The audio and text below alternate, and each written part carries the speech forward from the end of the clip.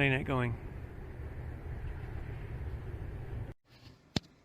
Okay, so the tool that I tied to the rope that I threw into the tree is still stuck in the tree on that same branch that I caught it on like 10 times.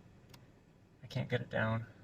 So there's a rope hanging from the tree, which is really an eyesore in my opinion. So I went inside the church because there were a couple cars here just to apologize and let them know what it is and what's going on. And I feel really badly about this, that I not only got my property stuck up there, which is my own fault and I have to live up to, but also now I made it so that their tree has a rope hanging from it, which looks really awful. But he was very friendly about it, which is nice. So eventually. Okay, round 3 or 4 of trying to get the drone out of the tree. This time I have some tools with me. I got a 30-foot telescoping stick that you can extend and reach things. It's made for like hanging Christmas lights. And I realized I have all this FPV gear, so I have cameras and video transmitters and goggles and so forth. So I hot glued a camera to the hook and a video transmitter to the hook, and I'm just gonna strap a battery to that.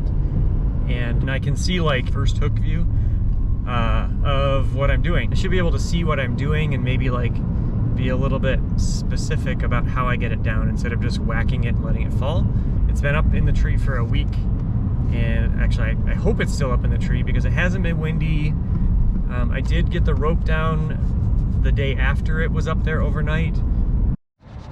Okay, so we're here. Here's my hook setup.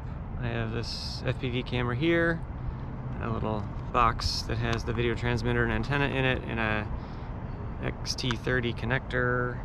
I'm gonna put a 2S battery on it because the camera and the VTX can both handle from 5 to 40 or 7 to 27 volts. So 2S will be fine. It'll be nice and light. I'm just gonna strap it to the side here with a battery strap. This thing has a whatever they call that, not JST. I don't remember what this connector is called. JST is way wrong. But connector that can screw into this pole. And this thing can extend from 7 that it is right now up to 30 feet. So should be able to get plenty of range to get up there.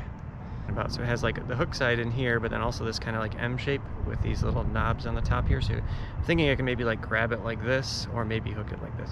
We'll see. Or just push comes to shove, I'll just knock it and deal with it falling. It's soft grass anyway, and I'd rather have it even if it's broken than not have it and have it be not broken in the tree. Shout out to Race Day Quads for the awesome battery straps. Sweet. So there's the whole assembly. Got the battery strapped using a battery strap. Plug this guy in here, goggles, ready to go. Let's go do this.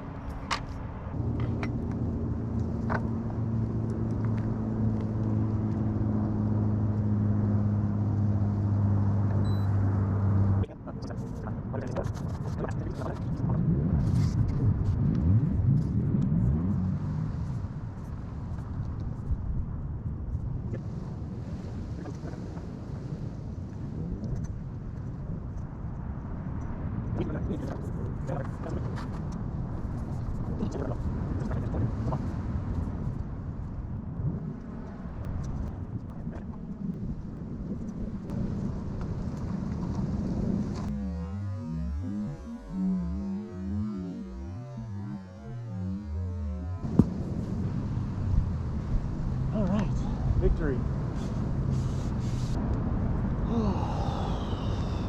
That feels good. So this worked out great. I could see exactly what I was doing. I couldn't see, I was bumping like down here on the tree, so I couldn't tell why I couldn't get in there for a bit.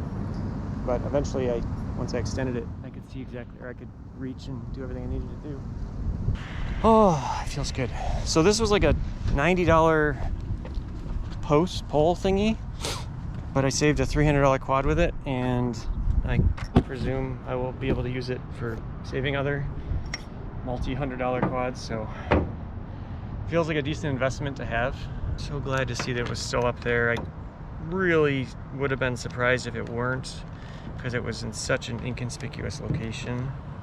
The only thing conspicuous was when I left the rope hanging from the tree overnight because I couldn't get it down, because I couldn't see how it was tangled.